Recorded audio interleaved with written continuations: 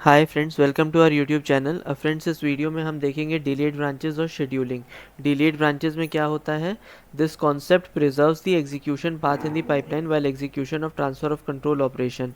तो ये क्या करता है बेसिकली कि जो एग्जीक्यूशन पाथ हमारा ऑलरेडी चला आ रहा है, अगर ट्रांसफर ऑफ कंट्रोल इंस्ट्रक्शन आता है तो एग्जीक्यूशन पाथ चेंज हो जाता है, लेकिन डिलेड ब्रांचेस में एग्जीक्यूशन पाथ चेंज नहीं होता है। Delayed branch slot is associated with nope operation. Delayed branch slot जो होती है वो नोप ऑपरेशन के साथ एसोसिएटेड होती है, और अनवांटेड इंस्ट्रक्शन स्लॉट्स जो होते हैं they are defined as delayed slots. तो जो अनवांटेड इंस्ट्रक्शन स्लॉट्स हैं हमारे, जैसे एक हमने किया और जंप 2000 आ गया, तो 1003 पे अगर जंप 2000 लिखा हुआ है तो 1004 के अराउंड जो हमारे इंस्ट्रक्शंस हैं वो यूज़ के नहीं हैं पहले, तो it substitutes it with no operation. तो functionality is safe and it is not missing. अब हमारा है शेड्यूलिंग में।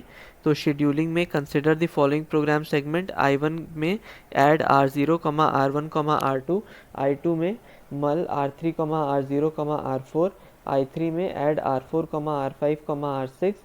और I4 में ऐड R3, R7, R8। अब the processor executes the instruction in the order I1 to I2 to I3 to I4.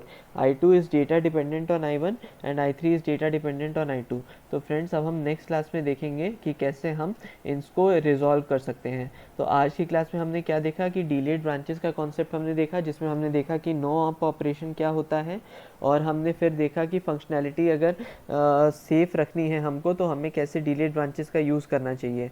दूसरी चीज़ है शेड्यूलिंग हमने देखी। उसमें हमने देखा कि दो इंस्ट्रक्शन अगर आपस में एसोसिएटेड हैं यूजिंग दी दैट, कि पहले इंस्ट्रक्शन का output is being used as the instruction input of the next instruction, तो हम कैसे उसको रिजॉल्व करेंगे। And the processor will execute in the same normal order, that is I1 to I2 to I3 to I4। तो friends, अगर आपको ये video अच्छी लगी हो then please like to this video and please subscribe to my channel, and ऐसे ही हमारा मोटिवेशन बढ़ाते रहिए ताकि हम और अच्छे कंटेंट ले आ पाएँ। Until next time, thanks all and bye.